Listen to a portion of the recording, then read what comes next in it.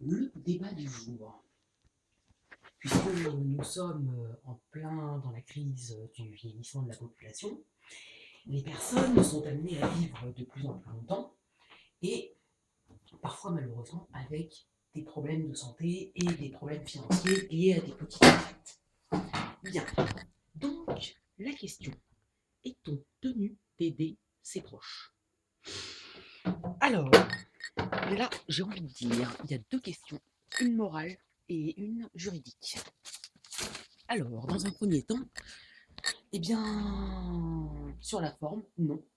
Vous n'êtes absolument pas tenu d'aider un proche, que ce soit pour un déménagement, que ce soit pour prêter de l'argent, que ce soit pour héberger. Dans l'absolu, vous n'êtes obligé de rien du tout. Vous n'avez pas envie, vous avez autre chose à faire. Bon, bah, voilà, j'ai envie de dire. Après, bien sûr, est-ce que moralement, vous êtes capable de refuser quelque chose à un proche ou pas? Et si oui, pourquoi? Bon, moi, je vois par exemple, j'ai eu un petit souci l'année dernière, j'ai eu besoin, j'avais pas beaucoup d'argent, j'étais dans une situation un peu compliquée, il fallait libérer l'appartement rapidement pour éviter que je me retrouve avec trop de frais. J'ai demandé à quelqu'un de ma famille de m'aider à déménager et qui a trouvé comme prétexte qu'elle avait trop de trajets à faire tous les jours et la voiture sert pour les covoiturages, donc, eh bien non, mais j'ai dû trouver autrement. Heureusement, j'ai trouvé très vite.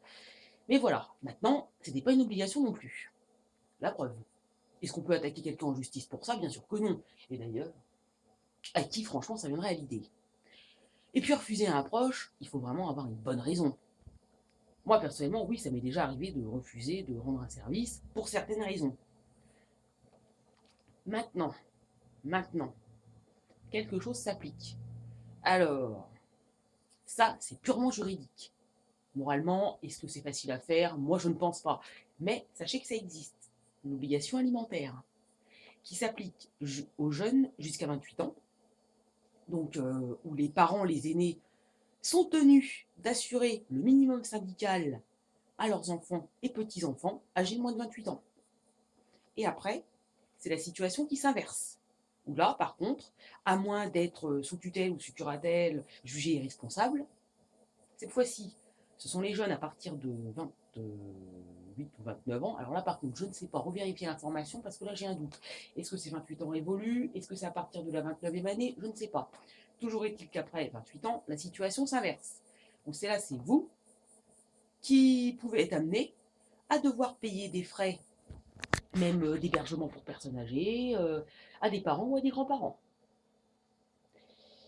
Et malheureusement, on sait qu'il y a certaines affaires qui vont jusqu'en justice, parce que l'obligation alimentaire est demandée d'une part ou de l'autre.